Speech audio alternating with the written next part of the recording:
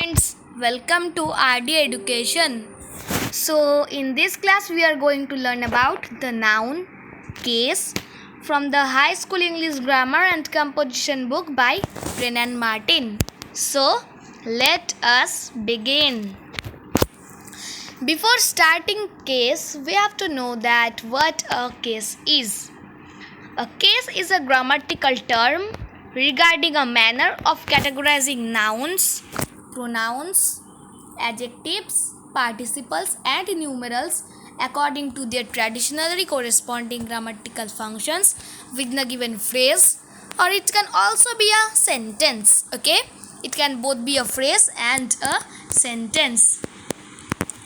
So now from the book, in number 48, we have examine these sentences.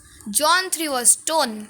So here J will be in capitalized. Okay, J will be capitalized. So John threw a stone at the horse kicked the boy. So in the first sentence, the noun John is the subject. Of course, John is the subject of the sentence. We can understand it, and it is the answer to the question who threw a stone. If we question who threw a stone, we will get the answer John. So the group of words threw a stone is the predicate. The predicate contains the verb that is threw. Okay. So here threw a stone is the predicate of the sentence, and as it is the predicate of the sentence, it contains a verb that is threw. So here threw is the verb of the sentence. Okay. So now if we question that what did John throw, we will get the answer a stone. So here stone is the object which John threw. So here stone is used as the object of this sentence. Okay. So what is stone in this sentence? Stone is the object of this sentence. Okay. If we question what did John throw, we will get the answer John threw a stone. Okay. So now next we have that the horse kicked the boy. So in the second sentence, the noun horse is the subject. Okay. So here what is the subject of this sentence? The subject is the horse. Okay.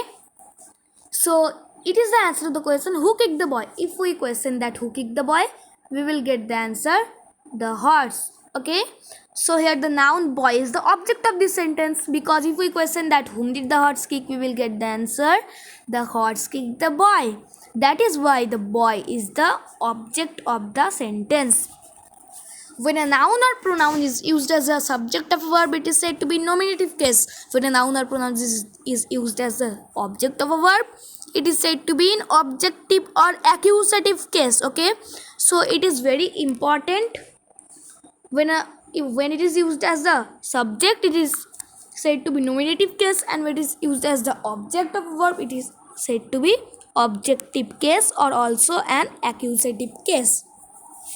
So to find nominative case, we have to question with who or what before the verb, and to find accusative case or objective case, we have to question with whom or what before the verb and its subject. Okay, so remember it very carefully. Okay, in number 50 we have a noun which comes after a preposition is also said to be in accusative case. Okay, so when a noun comes after a preposition, it is said to be in accusative case. See here, on is the preposition and desk is the noun. So here desk is in nominative case. Okay.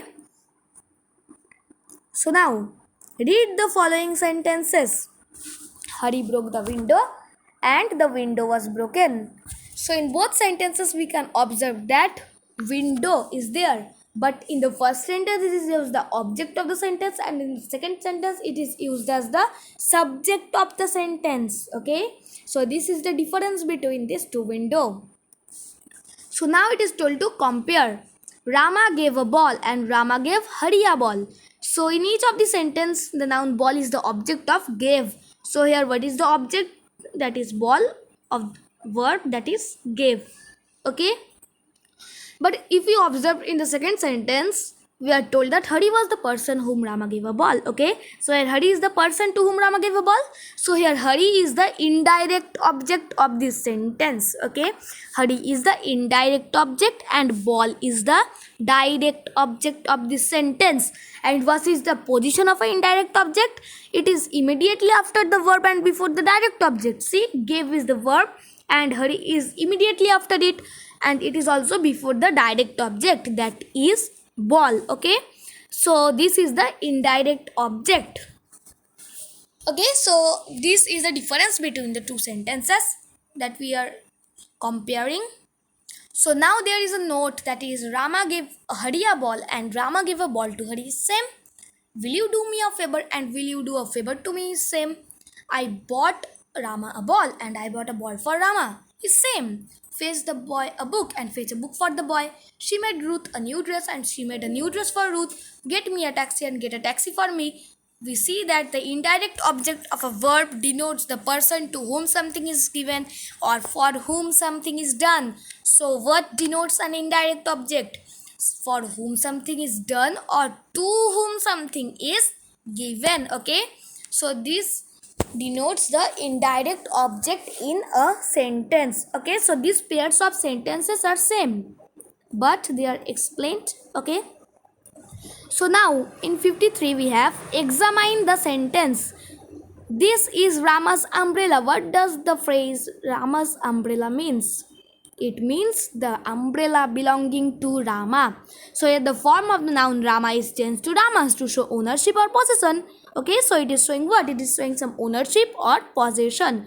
So here it is used as possessive case, or we can also call it as genitive case. What question should we make to find possessive case? We have to question with whose. Okay, we have to question with whose to find possessive case. So a possessive case does not always denote possession. It is used to denote authorship, origin, kind and etc. Okay, it is also used to denote authorship, origin and kind. Just see Shakespeare's plays. So here the plays written by Shakespeare. So it is showing some authorship, not possession. A mother's love, the love felt by a mother. The president's speech, the speech delivered by a president. Miss Agarwal's house, the house where Miss Agarwal lives. Ashok's school, the school where Ashok goes. The children's playground, the playground for children. A week's holiday, a holiday which lasts for a week. Okay, like this, all these pairs of sentences are same. Okay, but it is explained. Okay, so what we have learned? We have learned that possessive case does not always denote a possession. It is also used to denote authorship, origin, kind and etc. Like the Shakespeare's plays only, it is showing what? It is showing some authorship. So what are the question we need to do to find an appropriate case? To find nominative case, we have to question with who or what. To find objective or accusative case, we have to question with whom or what. To find possessive case, we have to question with whose. Okay, so this is very important, so remember it very carefully, and thanks for watching the video. Don't forget to like, comment and share, and if you have not subscribed to our channel yet, then please subscribe it. And in the next day we will discuss the rest part that is left. So this is the end of our class.